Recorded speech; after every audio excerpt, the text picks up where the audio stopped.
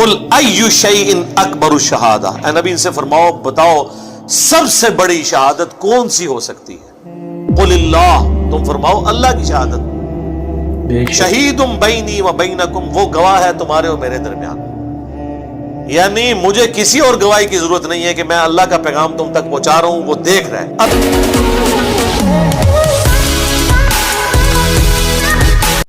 अस्सलाम वालेकुम दोस्तों, welcome to react with AZ. कैसे हैं आप लोग? उम्मीद है खैरियत से होंगे। मैं हूं असद और एक बार फिर एक और नई वीडियो के साथ आपकी खिदमत में हाजिर हूं। आज जिस वीडियो के ऊपर मैं रिएक्ट करने वाला हूं वो इंजीनियर मोहम्मद अली मिर्जा साहब की है और इसका टाइटल है कुरान किस लिए है। तो इस वीडियो के अंदर वो कुरान के बारे में बयान करेंगे, कुरान की हमारी जिंदगी में क्या अहमियत है। तो चलिए वीडियो को स्टार्ट करते हैं, और उससे पहले अगर आप चैनल पे नए हैं तो चैनल को सब्सक्राइब करना ना भूलिएगा।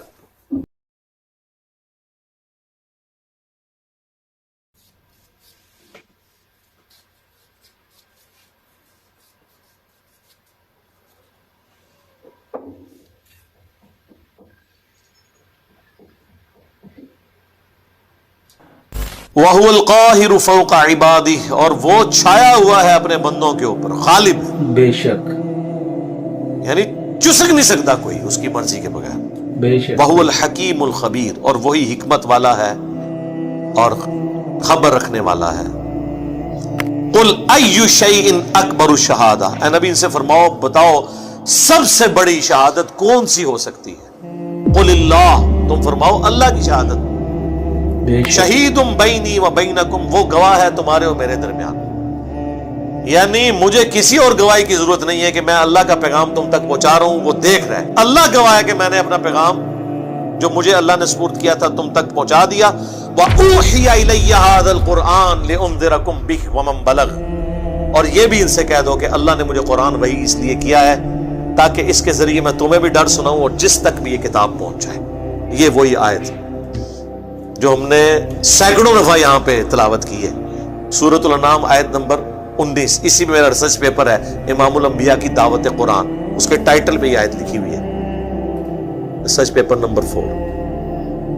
तुम फरमाओ कुरान मुझे इसलिए वही किया गया ताकि इसके जरिए मैं तुम्हें डर सुनाऊं। अच्छा मुझे बताएं, अगर अल्लाह के नबी जिनकी प्राइमरी रिस्पॉन्सिबिलिटी थी कि उन्होंने कुरान के जरिए लोगों को आखिरत का डर सुनाना है, अल्लाह की तरफ माइल करना है, तो इसका मतलब है कि इससे बेस्ट सिलेबस तो कोई नहीं हो सकता। रसूलुल्लाह से बड़ा टीचर कोई नहीं सल्लल्लाहु अलैहि वसल्लम, कुरान से बेहतरीन सिलेबस ही कोई नहीं है। तो ये बाबों ने अपनी किताबें लिख के उम्मत को क्यों थमाई हुई है? इनसे जरा पूछें। फजाइल अमाल, फजाने सुन्नत, 14 सितारे, ये पकड़ के क्यों इन्होंने हवाले किए हुए? कि कुरान में कोई नक्स था और हुक्म ये हो रहा है कि नबी तुमने भी इस कुरान के जरिए तबलीग करनी है और जिस तक भी पहुंच जाए। कुरान पहुंचा, लेकिन आप देख लें क्या खिदमत की इन लोगों ने। 1000 साल से इस्लाम यहां आया हुआ है, किसी ने कुरान का तर्जमा नहीं किया। ये तो पिछले 100-150 साल में ही तर्जमे हुए। बुखारी का पहला तर्जमा 1920 में हुआ है, ऑलमोस्ट 100 ईयर्स पहले इनसे पूछे आप क्या करते रहे? यहां की लोकल लैंग्वेज थी फारसी, फिर उर्दू बन गई। कुरान फारसी में ट्रांसलेट क्यों नहीं किया? शाह वलीउल्लाह दिलवी ने पहली दफा किया। 5 साल तक छुपे रहे, लोगों ने फतवे जारी कर दिए। ये कुरान अरबी में था, इसने तहरीफ करके फारसी में कर दिया, क्योंकि वलीउल्लाह दिलवी ने ये यानी ऑब्जर्व किया उन्होंने कि भाई इस कौम का तो कोई हाल नहीं है। कुरान तो ना इन्होंने अरबी सीखनी है, ना हमारे अजदाद ने सीखी, ना इन्होंने सीखनी है। तो ना इन्होंने अरबी सीखनी है, ना इन्होंने कुरान पे चलना है, तो बेहतर है कुरान को नेटिव लैंग्वेज में कर दिया जाए। जिसने हमने यूट्यूब का मॉड इख्तियार किया है, हमें पता है कि मदरसों में इन्होंने कोई दीन नहीं सिखाना, ना इन्होंने सही बात लोगों को बतानी है, तो फिर हम अल्टीमेटली ये जो एक डिजिटल मॉड हमारे पास मौजूद है, हम लोगों तक बात पहुंचाएं। वो एक देवबंदी ने किताब लिखी है मनाकिब अबी हनीफा, उसके मुकदमे में लिखा है दौरे हाज़िर में हदीस की किताबों ने जिंदगियत का दरवाजा खोल दिया है। पहले हम लोगों को मसला बताते थे, लोग सुन लेते थे, अब जब मसला बताते हैं वो कहते हैं दसो कितने लिखे है। पूछना है लोगों ने, शुक्र करो कि आप पूछ रहे ने। एक ओ वक्त आना है, पहले एक तो तरनगे, फिर कहेंगे मम्मा कि तू बयान कीते ही नहीं कीता थे ऐलान कर। ये दिन दूर नहीं जे, अभी तो आपसे ये लादा पूछते ना सर ये, जिस हमारे एक भाई फोन करके कहते हैं मौलाना ये कहां लिखा हुआ है, कोई आयत है, कोई हदीस है? ਇਹ ਉਸ ਦਿਨ ਤੋਂ ਡਰ ਜਾਓ, तो लोग कन्नू पकड़ के ਤੁਹਾਨੂੰ ਲਾਵਣਗੇ ਕਿ ਇਹ कर रहे हो ਤੁਸੀਂ, कोई चीज लिखी है किधरे। तो इन्होंने बड़ी होशियारी के साथ तर्जुमा नहीं किया, इन्हें पता था काम डल जाना है और डल गया।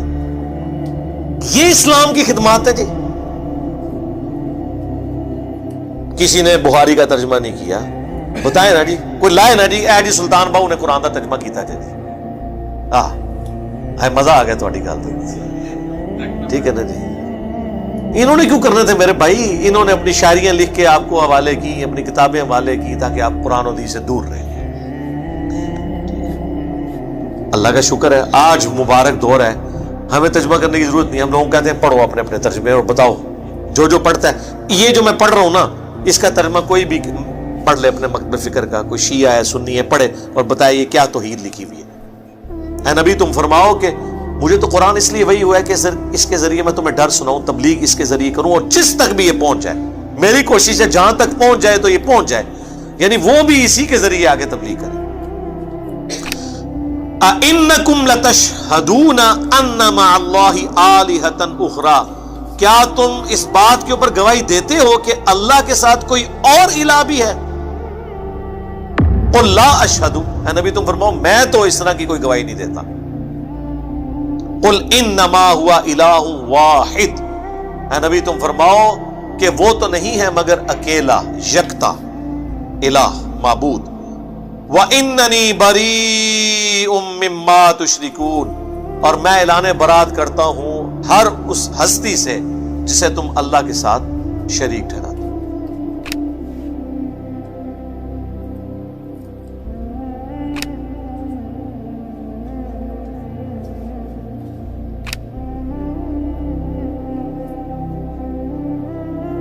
मेरे भाई मीठी मीठी बातें तो हो ही नहीं सकती ना, कुरान तो फिर कड़वी बात करता है। कुरान सिर्फ तौहीद बयान नहीं करता, जो तौहीद के मुकाबले पे तागूत है उसकी नफी भी करता है। यहां से आके हमारा इख्तलाफ शुरू हो जाता है। हमारे वाइजीन सिर्फ तबलीग का एक रुख बयान करते हैं, उसकी वजह से दुनिया में कोई तब्दीली नहीं आई, अकायद की कोई इस्लाह नहीं होती, क्योंकि नेगेटिव पहलू वो बताते ही नहीं है डर के मारे। जब तक आप नेगेटिव पहलू को हाईलाइट नहीं करेंगे, पॉजिटिव की कदर लोगों के दिलों में नहीं आएगी। अरबी में कहा जाता है ना कि चीजें अपनी जिद से पहचानी जाती हैं। अंधेरा ना हो तो उजाले की कदर नहीं आती, प्यास ना हो ठंडे पानी की कदर नहीं आती। इसी तरीके से जब तक आप बाबों की फैलाई हुई गुमराही को हाईलाइट नहीं करेंगे, तब तक लोगों को पता ही नहीं चलेगा कि तौहीद में किस लेवल का रखना इस उम्मत में डाल दिया गया।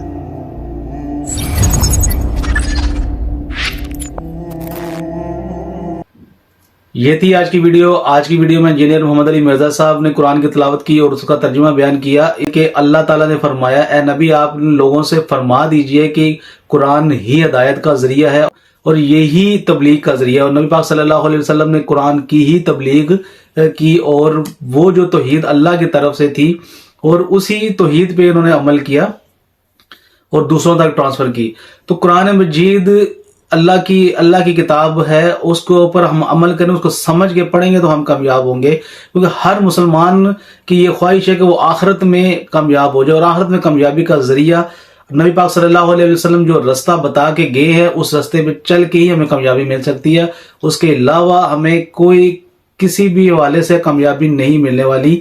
जो रास्ता अल्लाह ताला ने इंसान के लिए मखसूस कर दिया, सीधा रास्ता मखसूस कर दिया, उस पर चलेंगे तो हमें कामयाबी मिलेगी।